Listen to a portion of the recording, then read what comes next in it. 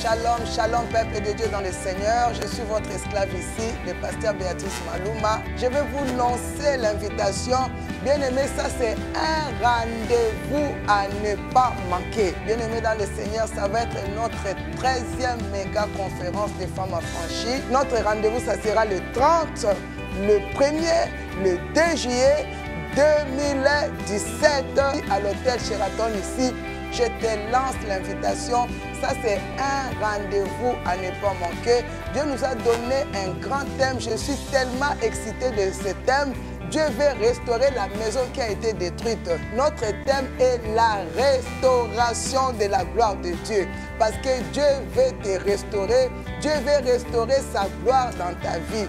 Bien-aimé dans le Seigneur, quand la gloire de Dieu est restaurée dans ta vie, tu marcheras dans la victoire, tu seras la tête et non la queue, et 1000 tombera à ta droite, 10 000 tombera à ta gauche, tu ne seras jamais atteint. Un rendez-vous à ne pas manquer. Moi, j'y serai, et toi?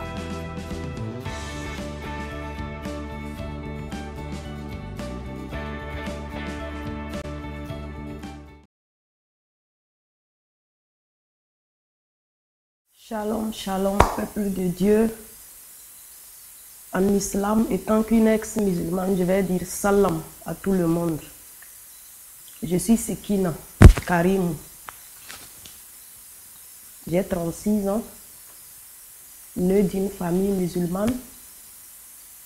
L'islam pour nous, c'est la vie.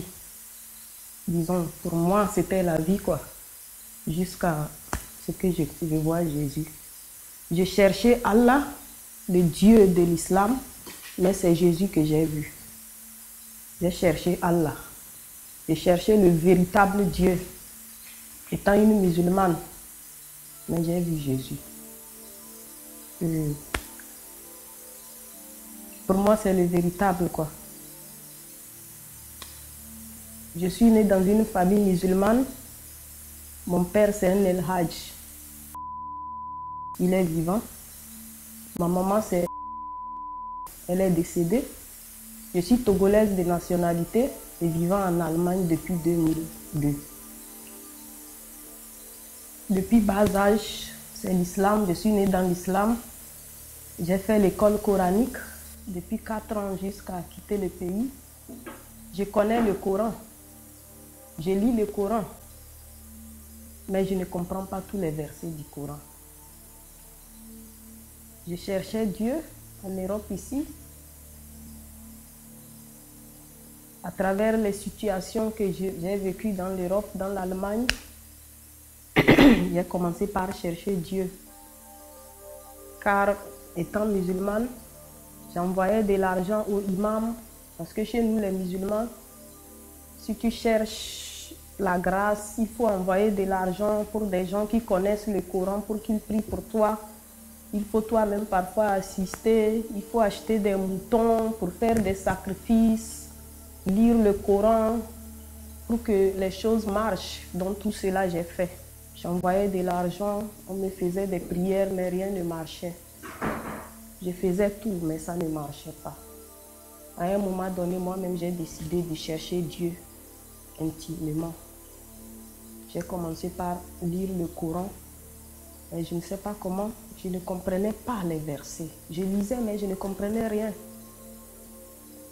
Donc j'ai cherché à acheter un Coran en français. Je ne l'ai même pas acheté ce Coran en français. C'est un cousin qui me l'a donné. Mon cousin là, il s'appelle. Il m'a donné le Coran en français. Et chaque jour, je me suis donné quelques pages où je lisais. Et je priais. Je faisais les prières surrogatoires en islam. Il y a des prières où tu peux faire sans être obligé. Et moi, je les faisais. Parfois, je faisais 20 rakats dans la nuit. Vers minuit, je me levais jusqu'à 4 heures du matin. Je faisais les rakats, je m'asseyais et je les lisais. Parce que, étant musulman, si tu es un vrai musulman, tu dois le connaître par cœur. S'il y a les soucis, dès que tu parles chez un imam, on te dit va lire le Ayatul Kursi. Là, Dieu va ouvrir les portes. Donc moi, comme j'avais fait l'école coranique et on nous a appris ça, C'est un verset que même mon fils qui est allemand, je lui ai appris ça à l'âge de 9 ans. Et il a enregistré ça dans sa tête. Je me disais, ça peut nous sauver. Donc, je me suis mis dedans. Ce verset, je le lisais parfois à 24 fois la nuit.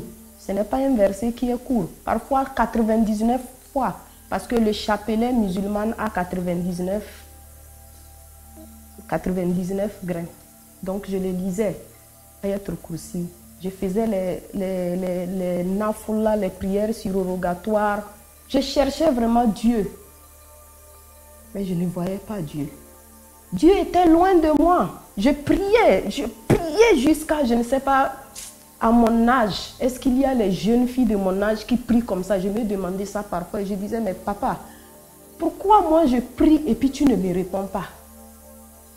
Où est le véritable Dieu? J'appelais les imams, les gens, les marabouts, selon moi, qui sont des hommes de Dieu. J'allais vers eux, j'envoyais de l'argent, 500 €, 1000 €. Parfois, on me disait, même toi-même, tu dois venir en Afrique pour qu'on te purifie. Je prends mon billet, je m'en vais en Afrique. Je fais une semaine dans la prière avec ces gens-là. C'est vrai, on priait la nuit, on lisait le Coran. Mais à mon retour, avec de l'espoir, rien ne marchait. Donc moi-même, je me suis mis dans mes prières. Les nuits, je me levais. Les nuits étaient devenues, moi, mes journées. Parce que la souffrance était haute et je voulais changer ça. Donc je me levais les nuits, je priais, j'invoquais Dieu à toutes les langues dont je pouvais parler. Je suis Kotokoli du Togo. Et comme tout le monde le sait, les Kotokoli, 98% ce sont des musulmans. Donc je priais en islam. C'était un songe parce que je n'étais pas loin dans le sommeil. Il y a un homme, cet homme qui venait des montagnes. C'était de ce côté, dans mon songe. Il venait avec des disciples. Et moi, j'étais assise en bas d'une colline. Je voyais comment il venait. Il est venu jusqu'à vers moi et automatiquement, je me suis levée. Et il a prié avec moi, il a prié, mais je ne sais pas quelle parole il disait. Après, il m'a tenu cette main. Et on a marché. Il a parlé. Après, on est ressorti. Et automatiquement, je lui disais, je vais aller avec toi. Parce que cet homme était différent. Il était, je ne sais pas comment expliquer. C'est un homme, je ne parle pas, mais il savait ce que je voulais. Et il me répondait. Je voulais lui suivre, mais il a refusé. Je suis restée là en bas des collines et je voyais comment il a repris la route vers les montagnes. Avec ses disciples, ils sont repartis. Je me suis levée. Quand je me suis levée, c'est comme s'il y a quelque chose qui a changé. Mais qui est cet homme? Je commence par me demander, c'est qui? Qu'est-ce qu'il voulait? Parce que c'était réel. C'était réel. J'ai commencé par me demander, c'est qui ça? C'est le Dieu de l'islam? C'est Mohammed sallallahu alayhi wa sallam? C'est qui cet homme? Je me suis dit, ok, en ce moment, il y avait un imam. Je ne vais pas appeler son nom, mais s'il voit cette vidéo, il va se reconnaître à Lomé au Togo, au quartier Adjidogon. J'ai appelé ce imam, je dis, oh Chéou, c'est comme révérend dans l'islam. Chéou, regarde ce que j'ai vu dans mon songe. Est-ce que tu peux... Qui est cette personne? Parce que mon esprit ne reposait pas. Mon imam, mon chéou va me demander, ah, ma fille, ça c'est papa. Comment est-ce que c'est chez toi que papa va venir? J'ai dit, hein? Papa, tu parles de quel papa? Il me dit, ah non, laisse, c'est bon. J'ai dit, ok. Papa, comme il ne voulait pas aller loin avec moi, j'ai coupé le téléphone, puis je me suis ressaisie. Et je parlais toujours, je dis, qui est cet homme? Qui est cet homme? Prophète Mohammed, c'est toi? Si c'est toi, il faut encore me parler. Qui est cet homme? Donc, je transportais ce songe avec moi, mais je ne savais pas qui peut me donner l'explication de ce songe. Je continuais toujours dans l'islam. Je priais, j'invoquais mon Dieu, mais rien ne changeait. À un moment donné, j'ai dit, mais comment est-ce que quelqu'un peut prier comme ça jusqu'à... J'ai laissé mes sommeils, j'ai coupé les discothèques, j'ai abandonné toutes les sorties. Moi, je prie seulement les nuits. Pourquoi rien ne change? Même si c'est... Je ne sais pas. Quelque chose doit changer au moins. Je continue par lire mon Coran. Je tombe sur le verset Mariam, en islam. Je lisais le verset. J'arrive à un moment donné, le verset me parle de Marie. Mariam dans l'islam, qui a fait un enfant, qui a eu un ange, l'ange Gabriel, l'islam appelle Djibril. Ange Djibril, Gabriel vient la dire, tu auras un enfant, tu vas tomber enceinte, tu auras un enfant. Et ce saint, ça serait, Dieu soufflera son Esprit Saint dans ton ventre et tu vas tomber enceinte, tu auras un enfant. Et cet enfant s'appellera Jésus. Et ils ont mis entre parenthèses Jésus, la parole de vérité. C'est le Coran qui m'a dit ça. Dieu souffla son Esprit Saint. Et cet Esprit Saint, entre parenthèses, est Jésus, la parole de vérité. Dans le Coran. Je dis, ok. Je continue. Jésus, la lumière. Je dis, la lumière. Jésus, la lumière. Jésus, la lumière. Une même phrase me décrit beaucoup d'attributs sur Jésus. D'abord, il est le Saint-Esprit. En plus, Jésus, la parole de vérité. Jésus, la lumière. Je vais descendre, mais l'Esprit me ramène toujours en haut. Jésus, la lumière, la parole de vérité. J'ai commencé maintenant par méditer. J'ai dit la lumière. Et moi, ma vie, c'est les ténèbres, ma vie. Je veux la lumière dans ma vie. Ma vie, c'est les ténèbres. Je redescends, mais l'Esprit me repousse toujours. Jésus, la lumière, la parole de vérité. J'ai dit, mais je cherche Dieu, le Dieu de la vérité. Si Jésus, c'est la parole de vérité, c'est resté dans ma tête, la lumière. Dans le Coran, Mariam, le surat Mariam, Yunus, surat le Yunus, Jonas, aussi va revenir me confirmer ça encore. Jésus, la parole de vérité, la lumière. Et le Coran appelle ça en arabe Al-Nour, la lumière, Al-Nour. J'ai dit, je lisais tout ça là en arabe, mais je ne comprenais pas. C'est à travers le français, maintenant, je saisis les choses. Jésus est la lumière, il est la parole de vérité, l'Esprit Saint que Dieu souffla dans Marie. C'est le Coran, dans le surat, verset Mariam. J'ai commencé par travailler ma tête. Ça a commencé par travailler ma tête.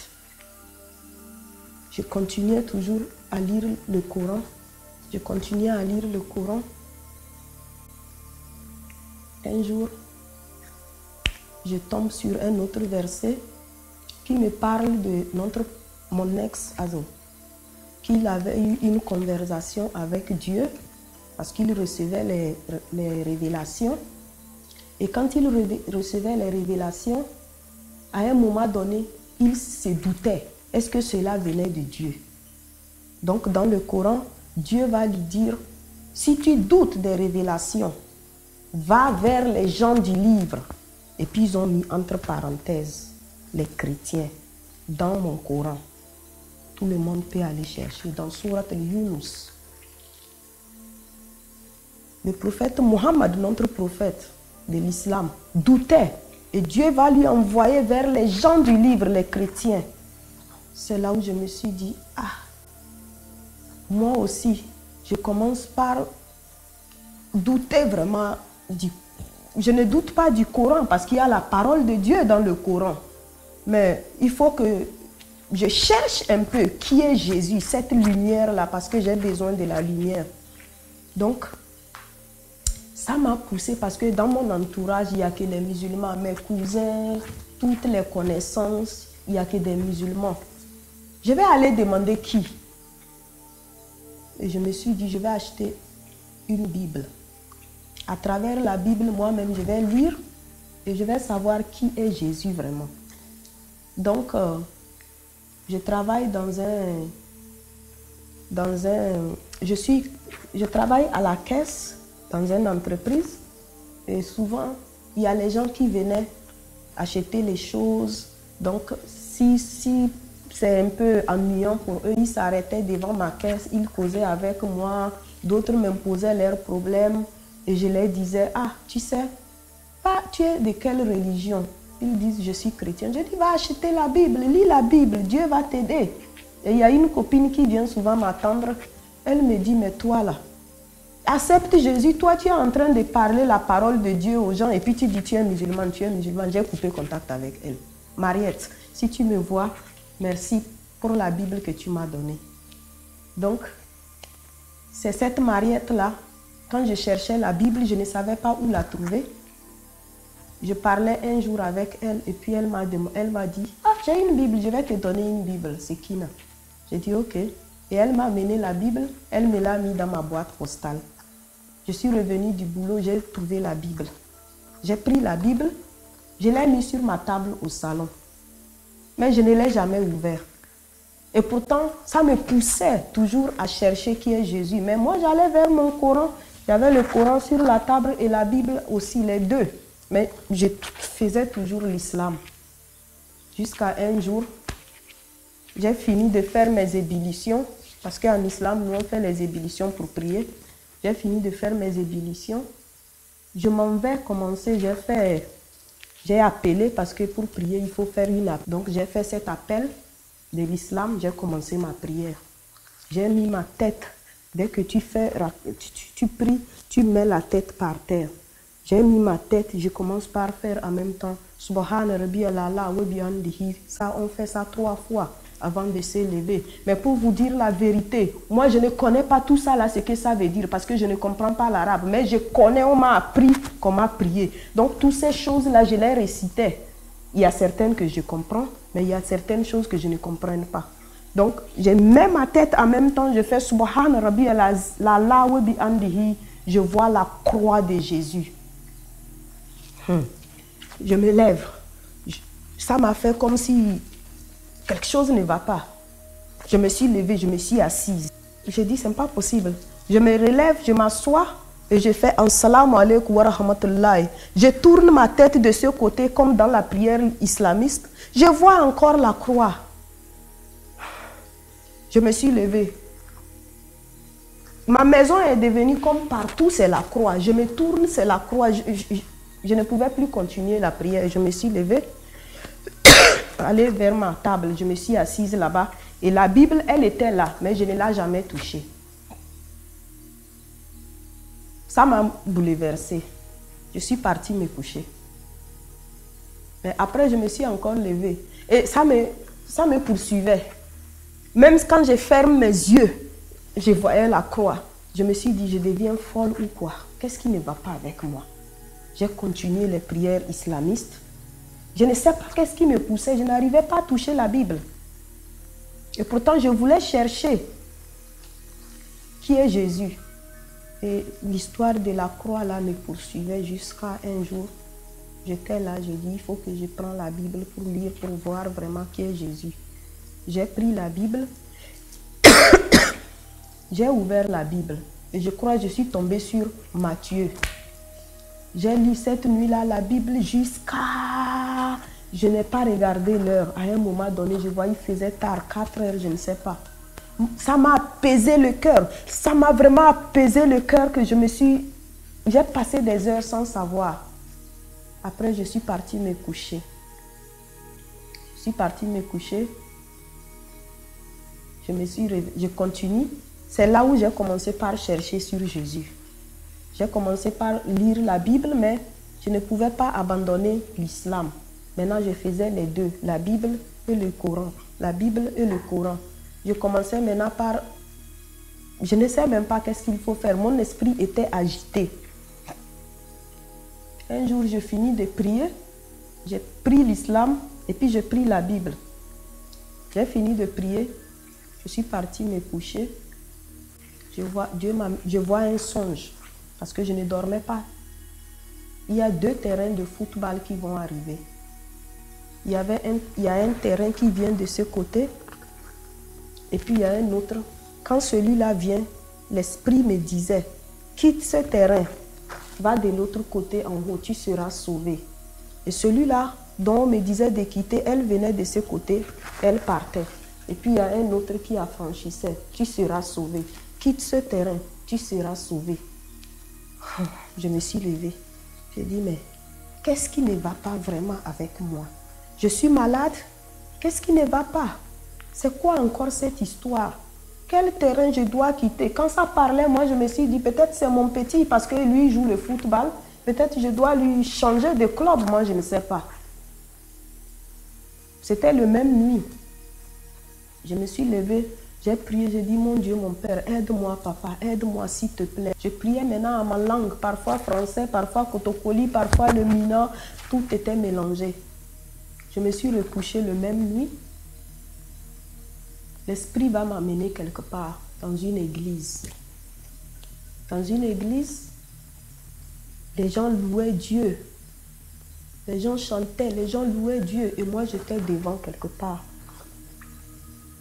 Le moment qu'on me tend le micro, j'ai fait ma main comme ça, je voulais attraper le micro. Je ne pouvais pas l'attraper. Il y a eu une saleté qui commençait par sortir de ma bouche. Une fumée noire.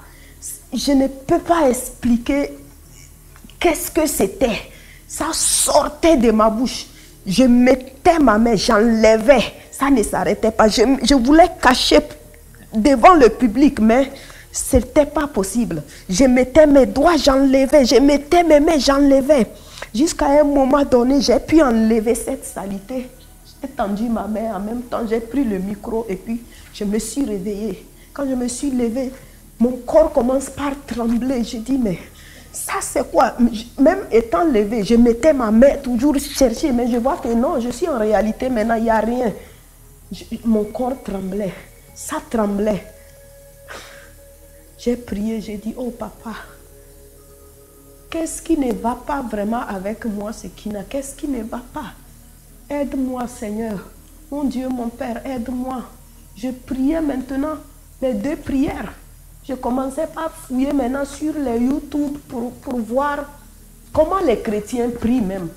Qu'est-ce qu'ils disent dans leurs prières? Parce que moi, je lis seulement la Bible. Je lis seulement la Bible. Qu'est-ce qu'ils disent? Quand j'ouvre le YouTube, je vois, je dis, mais Sekina, tu ne peux pas laisser l'islam. Tu ne peux pas laisser l'islam. Qu'est-ce que les gens vont parler de moi? Je vais dire quoi à mon papa?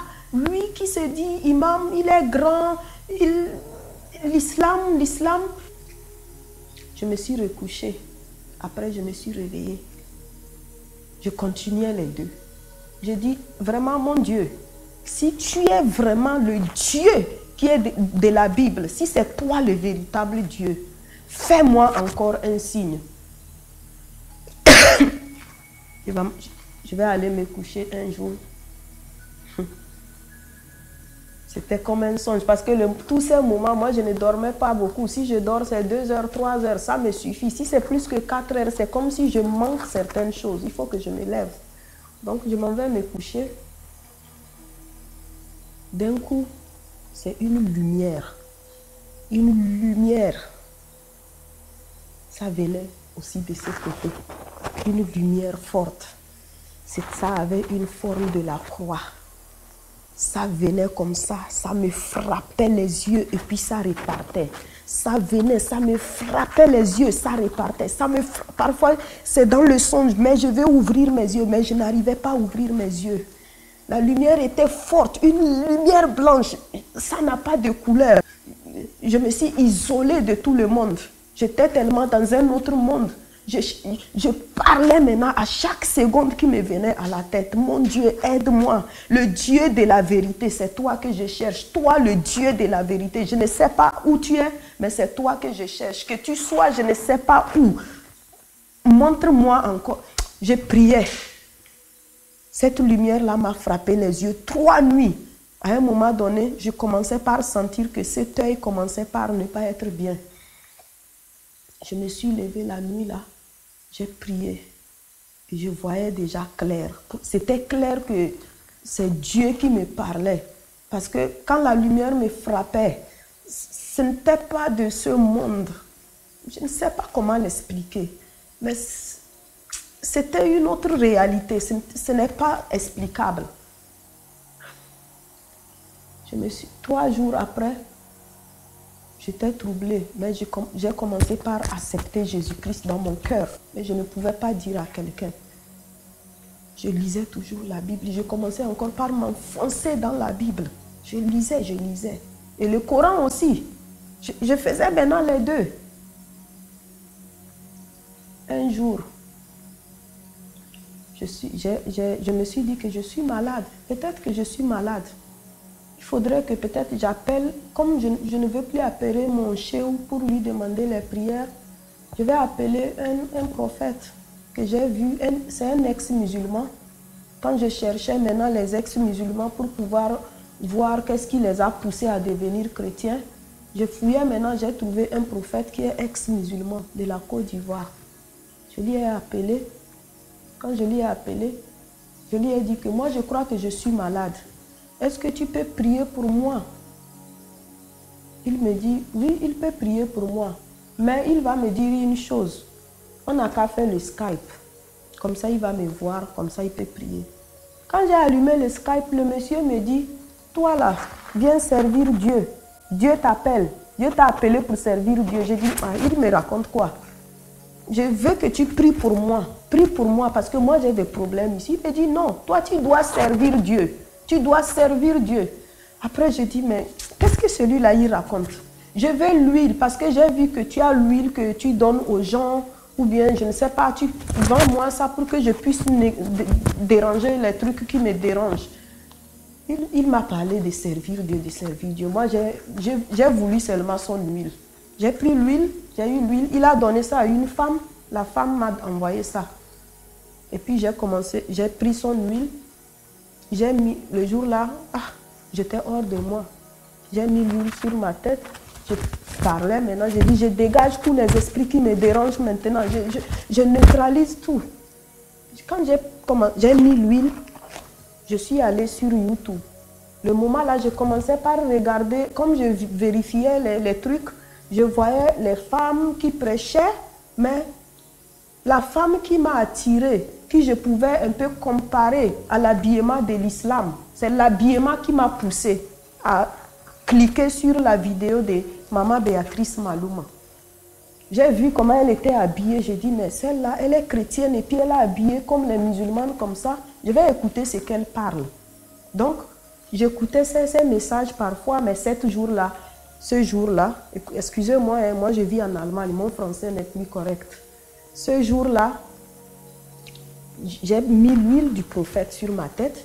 J'ai pris la vidéo de Maman Béatrice Malouma. Donc, je pousse souvent vers le milieu pour écouter à peu près qu'est-ce qu'elle disait. J'ai poussé en même temps. Elle parlait, l'onction brise le youg. Et je me vois à terre. Je suis tombée par terre. Je suis tombée par terre. Je ne pouvais pas me bouger. Pendant 1 heure et demie, je voyais mon téléphone à côté, mais ma main ne pouvait pas toucher mon portable. Je suis restée là-bas jusqu'à un moment donné. J'ai pu maintenant toucher mon portable et puis j'ai essayé d'appeler maintenant le prophète où j'ai commandé de l'huile d'onction. Mais lui n'était pas là. C'était la secrétaire qui me dit, après il va te rappeler, il n'est pas là. J'ai dit ok, mais déjà que je commence par me retrouver, c'est ok. Donc, ce moment-là, j'ai commencé maintenant par suivre les vidéos de Maman Béatrice Malouma de temps en temps. Mais mes prières, je les continuais, les 2 prières. Un jour, je suis encore une de ces vidéos. Elle va parler de... En même temps, elle parlait, fais de l'Éternel de tes délices. Il te donnera ce que ton cœur désire. Quand j'ai écouté ça, j'ai dit... Quel Éternel. Moi, maintenant, je dois quitter l'islam pour accepter Jésus. Donc, j'ai en même temps fermé le YouTube. Et je suis restée. La Bible était de mon côté de lui. Je suis restée là. Mais en esprit, je n'étais pas dans moi-même. Pour moi, il y avait une peur. Tu peux quitter l'islam comme ça, tu es né dans l'islam. Il y avait maintenant une honte. Tu vas dire quoi à tes amis, à tes frères, à tes cousins, à ton père? Tu vas aller dire quoi? Non, ça ne peut pas aller. Ma vie était devenue maintenant que la prière. Seulement la prière. Même pour écrire SMS que les gens m'écrivent, les copines, c'est comme une perte de temps. Parce que moi, je parlais, je dis, je cherche le véritable Dieu, le Dieu, le Créateur. Et je précisais mes mots. Je dis, toi qui as fait les cieux et la terre et ce qui est entre eux, c'est toi que je cherche. Où que tu es, montre-moi ta face. Je ne sais pas de quel côté, mais je cherche le Dieu de vérité. Donc, cette fois-ci, je finis de prier, je m'en vais me coucher. Toujours, je voyais que les croix dans mes songes. Cette fois-ci, j'étais fatiguée. J'étais vraiment fatiguée. Je me suis levée du lit, assise vers mon lit comme ça, de ce côté, de cette côté-là. Je m'assois, je priais, mais fatiguée. Je ne savais même pas qu'est-ce que je racontais, mais fatiguée. D'un côté, en même temps, quelque chose me réveille. Quand je me suis réveillée comme ça, je tourne ma tête de ce côté, sur mon épaule comme ça. Je vois cette image, l'image de Jésus. Cette image de Jésus avec la croix de l'épine sur sa tête. Et cette main-là qui était comme ça. Quand j'ai vu ça, j'ai fait comme ça. Je voulais en même temps encore, je dis, quoi, Jésus? En même temps, l'image est partie. Je me suis levée. J'ai dit, Jésus? Jésus? C'est Jésus qui est le Dieu vérité? Allô, Jésus? Je cherche maintenant, mais il était déjà parti. En même temps, quand je commençais par dire Jésus, Jésus, c'était comme s'il y avait quelque chose dans mon cœur, je ne sais pas. C'est comme si c'est quelque chose qui a quitté mon cœur. Je ne sais pas comment expliquer. Quelque chose est sorti de moi. Je me suis levée. J'ai dit, oh, moi je ne peux plus prier avec le courant. Ça, c'est l'image de Jésus que je viens de voir. Je ne peux plus prier avec le courant. Moi, je demande beaucoup de signes de Dieu. Et puis, je vois les croix, les lumières qui me frappaient. Et je ne priais pas au nom de Jésus ou au nom de Mohammed ou au nom de qui que ce soit. J'invoquais juste le Dieu de la vérité. Je me suis levée, j'ai fermé mon Coran. Je l'ai mis en haut quelque part. Je me suis dit, je dois peut-être maintenant vraiment chercher qui est Jésus. Qui est Jésus. Il y avait la peur quelque part qui est partie, mais il y a les inquiétudes qui sont là. Mais j'ai commencé par prier avec la Bible. Je regardais sur le YouTube comment les chrétiens prient. Parfois, je me disais, ah, je lis la Bible et puis les mots qui parlent de moi, moi-même, je mets mon jeu dedans et puis je prie. Donc, c'était comme ça que je faisais. Je priais, j'invoquais Dieu par ici, j'invoquais Dieu par là. Et c'est comme ça que j'ai mis le Coran de côté. Mais de temps en temps, je prenais le Coran et je revérifiais les endroits où j'ai été frappée par. Mais j'ai laissé le Coran d'abord et je me suis concentrée dans la Bible. Et d'un coup, j'ai commencé par remarquer qu'il y a un feu qui est dans mon corps.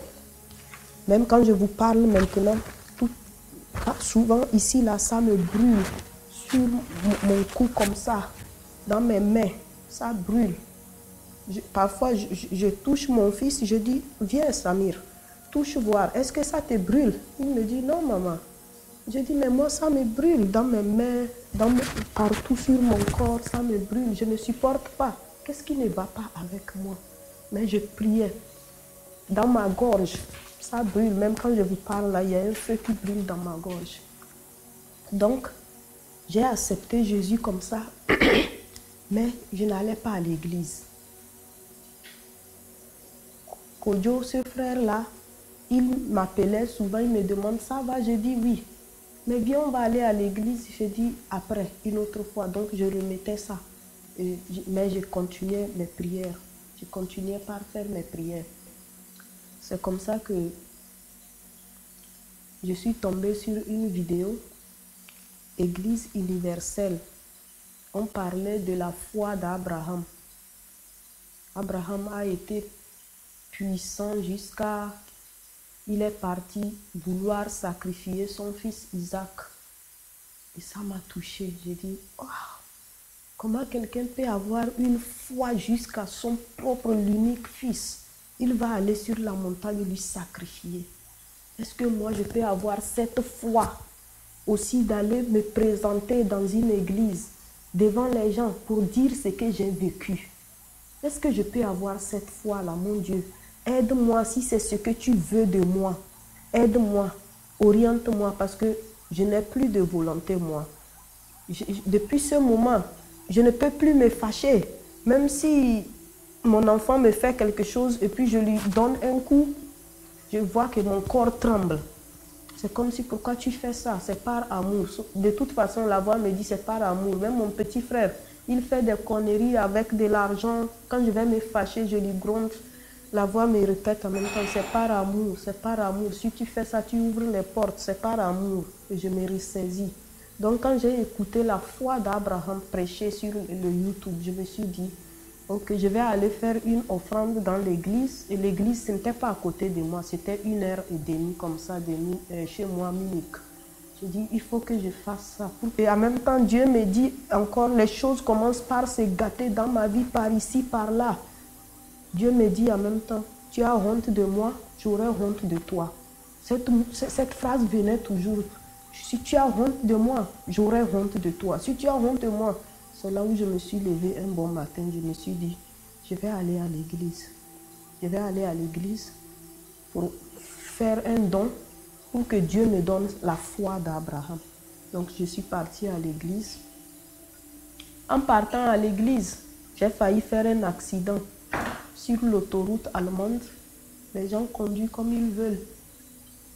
D'un coup, il y a un camion qui a failli quitter sa route sans me dire. Il voulait changer de classe. J'ai commencé par trembler. Je freinais parce que j'étais dans une allure. En même temps, il y a une voix qui me dit, n'aie pas peur, je suis avec toi. Je tourne, je dis, waouh, ok. Et ça m'apaise le cœur. Et rien ne s'est passé. Enfin, ça s'est éclairé. J'ai pris ma route. Je suis allée là-bas, à l'église là. Samir, on va aller à l'église aujourd'hui. Il me dit, quoi? Maman, toi? Tu vas laisser l'islam? Je dis, viens seulement, accompagne-moi. J'ai pris l'enfant, on est descendu en bas. J'ai mis mon avis pour pouvoir prendre la route. Je ne retrouve pas l'adresse. Je dis, ah, mais j'avais eu l'adresse, j'ai mis le navire. Le navire refuse l'adresse, que l'adresse n'existe pas à Munich. Je dis, mais comment? Le monsieur m'a donné l'adresse. Je ne peux pas aller à Munich comme ça, je vais prendre quelle sortie? Parce que c'est une grande ville. Donc ça m'a tourné, je suis descendue dans la voiture, j'ai essayé, tout ça ne marche pas, je suis remontée. Totalement déçue, je suis assise en même temps sur mes escaliers. Je dis, tu sais quoi, moi je ne pars plus parce que je ne peux pas prendre une route longue comme ça. Après, je ne sais pas par où sortir. Je vais me retrouver en Italie. Donc, on ne va plus. C'est comme si c'est un ange qui a parlé à travers mon fils. Je suis assise et puis je dis à mon fils, je ne pars plus. J'enlève mes chaussures. Si tu veux, après, on peut aller à l'église des Allemands qui est à côté là. Mais là-bas, je ne sais pas si c'est ce que je veux. Je voulais aller parce que j'ai vu comment ceux-là ont prêché ça. Mon fils me dit, tu sais quoi, maman, viens. Lève-toi, viens, il me tient la main. On va aller. Arriver dès que tu vois Munich, Centrum, on sort dans le Centrum. Comme ça, on va demander aux gens. Je dis, mais Munich est grand. Il dit, viens seulement, maman. En même temps, je dis, ah, moi je suis fatiguée, je ne vais plus.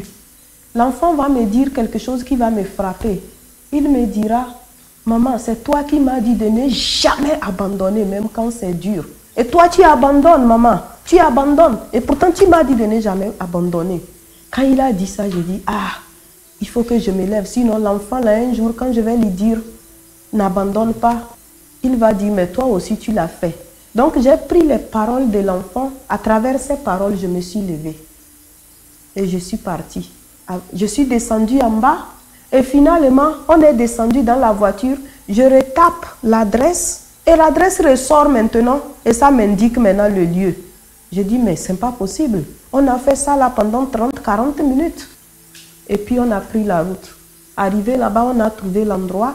Je suis partie. J'ai tenu le micro. Je me suis levée. Quand je me suis levée, mon corps tremblait. Je tremblais. Je mettais ma main toujours, comme si c'était la réalité. Mais c'est là où j'ai vu que non, maintenant, il n'y a plus rien dans ta bouche. Je tremblais et j'ai commencé par prier. Je dis, mais qu'est-ce qui m'arrive, moi, Sekina? Oh mon Dieu, aide-moi. Aide-moi, papa. Aide-moi. Je parlais maintenant en Kotokoli, dans ma langue maternelle. Je parlais, je priais. J'étais fatiguée. Je me suis recouchée. Quelques 5 minutes après, je ne sais pas si c'est 5-10 minutes, je voulais encore rentrer dans le songe le même nuit là. Je voulais en même temps dormir. Voilà une voix qui me venait de cette oreille. Écris, Seigneur est sauveur, Seigneur est sauveur, Seigneur est sauveur. Ça parlait et puis la voix partait. Seigneur est sauveur, Seigneur est sauveur. Je me suis levée en même temps. Je regarde, il n'y avait personne de ma droite. Je dis, Seigneur est sauveur. Ça là, c'est de la Bible. Ce n'est pas du Coran, c'est un mot comme ça. J'ai commencé par prier, j'ai continué toujours mes prières. Donc, comme je disais, quand j'ai vu la vidéo de la foi d'Abraham dans l'église universelle, j'ai pris mon fils, nous sommes arrivés là-bas. J'ai dit au pasteur, moi je suis musulmane, mais je viens faire un don ici parce que je cherche quelque chose. Il m'a dit, ok, sans problème, j'ai fait et puis je lui ai dit de prier pour moi et mon fils et puis nous sommes partis. Je suis partie, je disais à Dieu, donne-moi la foi d'Abraham pour que je puisse aller dire ce que tu veux que je dise. Comment est-ce que je vais maintenant commencer? Par où? Et je disais à Dieu comme ça. Quelques jours après, je me couche, je me vois dans le songe. Cette fois-ci, c'est ma mère que je vois, Adia. Elle vient au salon, elle m'appelle, Sekina, viens. Il y a Abraham qui te cherche. Je m'en vais pour ouvrir la porte pour voir Abraham. J'ai ouvert petite la porte et je vois un homme avec des disciples derrière lui, avec une panne blanche comme ça sur son épaule. Je dis Abraham, il me dit oui, c'est moi Abraham. Et dans ma tête, je disais en même temps, le Dieu, l'Abraham de la Bible, il me fait la tête comme ça et j'ai ouvert la porte. Je ne sais pas qu'est-ce que j'ai parlé avec lui, il est parti. Depuis ces jours, quand je me suis levée,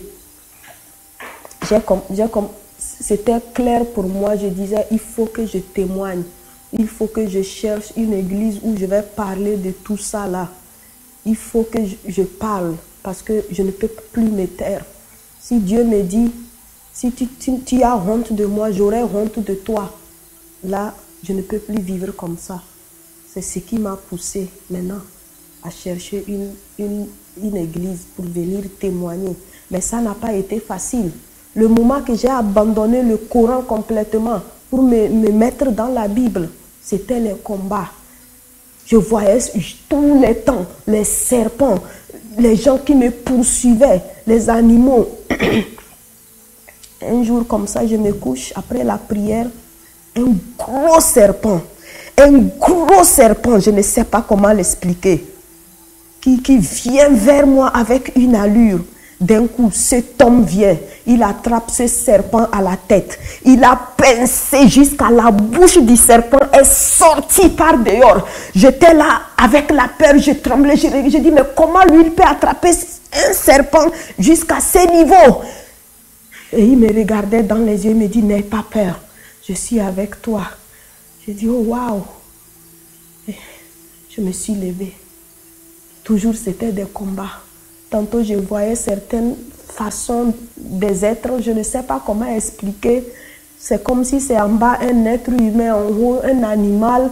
Ça me poursuit. Je cours et cet être va me dire, tu nous as trahis, tu vas voir, tu nous as trahis. Elle me poursuit, je cours. D'un moment, je vois qu'il y a une porte, une maison, je ne sais pas d'où vient cette maison, dans la vallée, la maison s'ouvre, je rentre et puis ça ferme. Et cet être ne pouvait plus rentrer. C'est depuis cet être-là que j'ai vu que je n'ai plus eu des attaques comme ça. Jusqu'à aujourd'hui, je vois que ces attaques commencent par diminuer. Mais je vois des petites attaques réelles de temps en temps. Mais j'ai décidé de suivre Jésus et il me donne la sécurité toujours. Quand il y a certaines choses qui arrivent, je ne suis plus ce qu'il y a comme avant.